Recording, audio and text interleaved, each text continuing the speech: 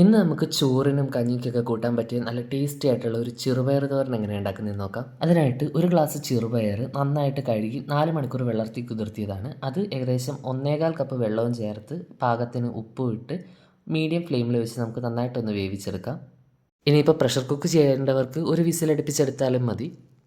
ഞാനിത് അടുപ്പത്ത് ചെയ്യാമെന്നൊക്കെ വിചാരിച്ചാണ് കേട്ടോ ഇരുന്നത്. അപ്പോൾ പുറത്ത് നല്ല മഴ. അപ്പോൾ ഒരു രക്ഷയില്ല. അടുപ്പിൻ്റെ അങ്ങോട്ടൊന്നും അടുക്കാൻ പോലും പറ്റത്തില്ല. പിന്നെ ഈ അരമണിക്കൂർ കൊണ്ട് തീർക്കേണ്ട പരിപാടി ഞാൻ ഏകദേശം 5 മണിക്കൂർ കൊണ്ടാണ് തീർത്തത്. കാരണം കറണ്ട് പോകും വരും ഇത് തന്നെ. ചെറുപയർ നന്നായിട്ട് തിളച്ച് വരുമ്പോഴത്തേന് ഇത് നന്നായിട്ടൊന്ന് ഇളക്കിയിട്ട് കൊടുക്കണം. എന്നതിന് ശേഷം വീണ്ടും അടച്ച് വെച്ചിട്ട് നമുക്ക് വേകുന്നവരെ വേവിച്ചെടുക്കാം. ഏതാണ്ട് ഒരു 20 മിനിറ്റൊക്കെ ആയപ്പോൾ നമ്മുടെ പയറ് നന്നായിട്ട് വെന്ത് വന്നിട്ടുണ്ട്. ഞാനിത് തീ നേരത്തെ തന്നെ അണച്ചായിരുന്നു കേട്ടോ. കാരണം വീഡിയോ എടുക്കാൻ നോക്കിയപ്പോൾ ആ സമയത്ത് കറണ്ട് പോയി. നല്ല മഴയായതുകൊണ്ട് ഞാൻ തീ അണച്ചായിരുന്നു. ഞാൻ നന്നായിട്ട് വേവിച്ച് തന്നെ എടുത്തിരിക്കുന്നത്. നിങ്ങൾക്ക് ഇത്രയും വേവിക്കണ്ടെങ്കിൽ നിങ്ങളുടെ പാകത്തിന് വേവിച്ചെടുക്കാവുന്നതാണ്. ഇനി നമുക്കിത് കടുക് വറുത്തെടുക്കാം. കടുക് വറുത്തെടുക്കാനായിട്ട് ഒരു പാത്രം അടുപ്പത്ത് വെച്ച ശേഷം ചൂടായി വരുമ്പോൾ അതിലേക്ക് വെളിച്ചെണ്ണയാണ് ആഡ് ചെയ്തിരിക്കുന്നത്. 1 ടേബിൾ സ്പൂൺ വെളിച്ചെണ്ണ ആഡ് ചെയ്തിട്ടുണ്ട്.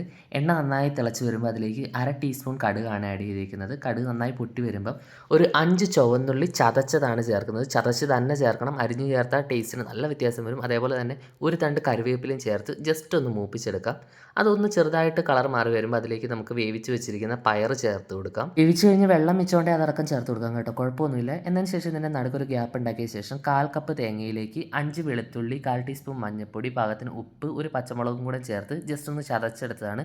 അതും കൂടെ ചേർത്തിട്ട് ഇതൊരു 4 മിനിറ്റ് ഒന്ന് അടച്ച് വെച്ച് വേവിക്കാം.